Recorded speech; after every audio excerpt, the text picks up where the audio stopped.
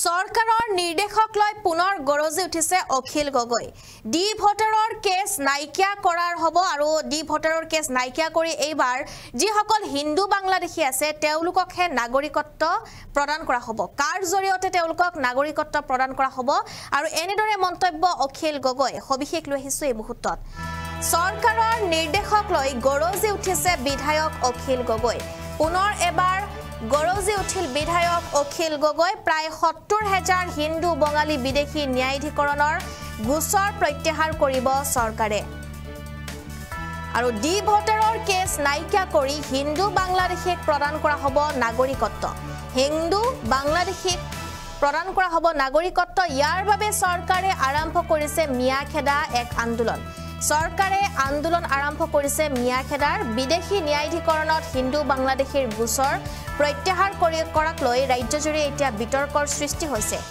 আৰু আজি ৰাজ্যজুৰি প্ৰতিবাদ সদৌ অসম ছাত্ৰ সন্থা ৰাজ্যৰ বিভিন্ন প্ৰান্তত আজি প্ৰতিবাদ সাব্যস্ত কৰিলে ছাত্ৰ সন্থাই অসম ছাত্ৰ সন্থাই আজি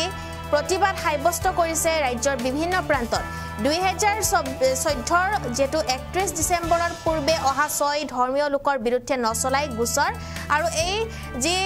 চৰকাৰৰ নিৰ্দেশনাক লৈ এতিয়া গৰজি উঠিছে অখিল গগৈ কেইবাটাও মন্তব্য প্ৰকাশ কৰিছে যে এনেকৈ এতিয়া সকলোকে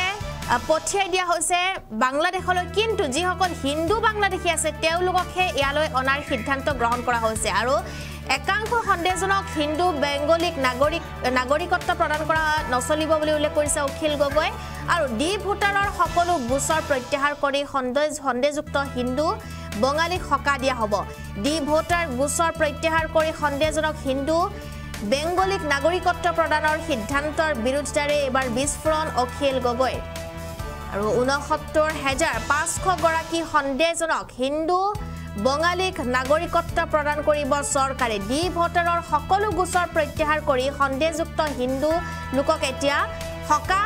দিছে এয়া চৰকাৰে ডি ভোটাৰ গোচৰ প্ৰত্যাহাৰ কৰি সন্দেহজনক হিন্দু বঙালীক এতিয়া নাগৰিকত্ব প্ৰদানৰ সিদ্ধান্তৰ বিৰোধিতাৰে বিস্ফোৰণ অখিল গগৈ কেইবাটাও বিস্ফোৰক মন্তব্য আগবঢ়াইছে অখিল গগৈ উল্লেখ কৰিছে যে প্ৰায় ৭০,০০০ হিন্দু বঙালী বিদেশী ন্যায়াধিকৰণৰ গোচৰ প্ৰত্যাহাৰ কৰিব চৰকাৰে ডি ভোটাৰৰ কেছ নাইকিয়া কৰি হিন্দু বাংলাদেশীক প্ৰদান কৰা হ'ব নাগৰিকত্ব ইয়াৰ বাবে চৰকাৰে আৰম্ভ কৰিছে মিয়াখেদা এক আন্দোলন বিদেশী ন্যায়াধিকৰণত হিন্দু বাংলাদেশীৰ গোচৰ প্ৰত্যাহাৰক লৈ ৰাজ্যজুৰি এতিয়া বিতৰ্ক আৰু আজি ৰাজ্যজুৰি প্ৰতিবাদ সদৌ অসম ছাত্ৰ সন্থাৰ 2014 চনৰ 31 ডিসেম্বৰৰ পূৰ্বে অহা 6 ধৰ্মীয় লোকৰ বিৰুদ্ধে নচলাই গোচৰ অখিল গগৈ পুনৰ এক গৰ্জন দেখিবলৈ পোৱা গৈছে চৰকাৰ বিৰোধী তেওঁৰ মন্তব্য ডি ভোটাৰৰ কেছ নাইকিয়া কৰি হিন্দু বাংলাদেশীক প্ৰদান কৰা হ'ব নাগৰিকত্ব এনেদৰে অখিল গগৈৰ এবাৰ গৰ্জন দেখিবলৈ পোৱা গৈছে অখিল গগৈৰ সেই মন্তব্য এই মুহূৰ্তত শুনাবলৈ চেষ্টা কৰি মিয়াখেদা আন্দোলনৰ সুযোগতে সেই ৬৯,৫০০ গৰাকী হিন্দু বেংগলী মানুহ তেওঁলোক বিদেশী হ'ব পাৰে নহ'ব পাৰে তেওঁলোকৰ কেছ চলি আছে তেওঁলোকৰ কেছবিলাক উঠাই পেলালে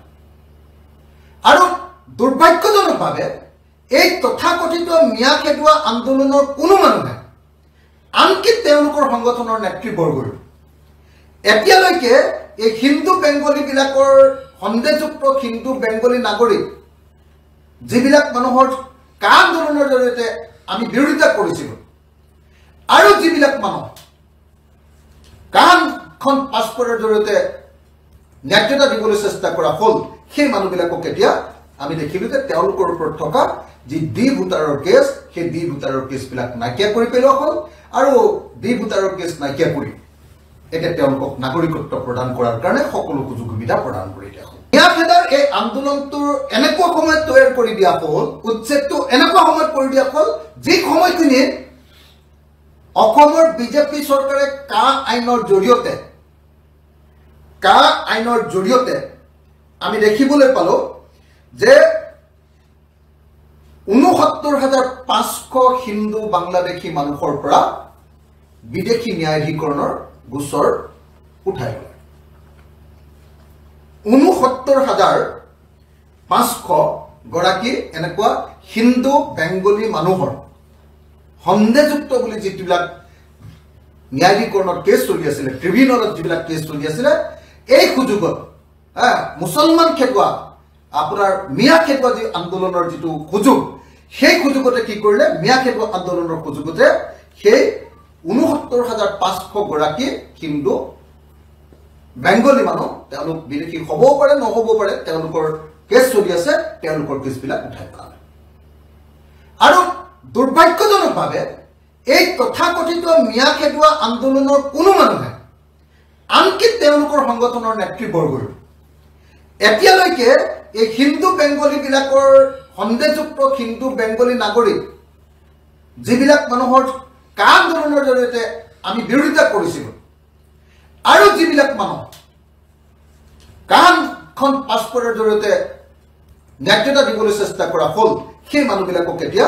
আমি দেখিলোঁ যে তেওঁলোকৰ ওপৰত থকা যি ডি ভোটাৰৰ কেছ, সেই ডি ভোটাৰৰ কেছবিলাক নাইকিয়া কৰি পেলোৱা হ'ল। আৰু ডি ভোটাৰৰ কেছ নাইকিয়া কৰি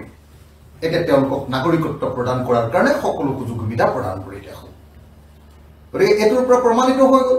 অসমৰ মুখ্যমন্ত্ৰীয়ে কৈছিলে যে কাৰ জৰিয়তে কেৱল আৰু কেৱল 2জন নে 3জন মানুহে আবেদন কৰিছে। এতিয়া এই সন্দেহযুক্ত হিন্দু বাংলাদেশী নাগৰিকসকল, তেওঁলোক বাংলাদেশী নহ'বও পাৰে, সন্দেহযুক্ত এই বেংগলী মানুহবিলাকক এতিয়া কিমান মানুহ, ৬৯,৫০০ গৰাকী মানুহক কা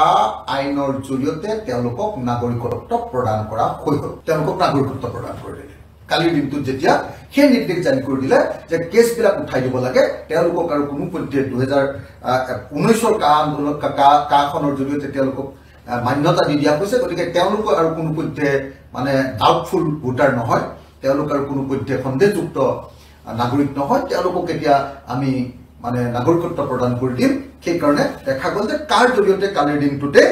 ৬৯,৫০০ গৰাকী মানুহক নাগৰিকত্ব প্ৰদান কৰা হ'ল।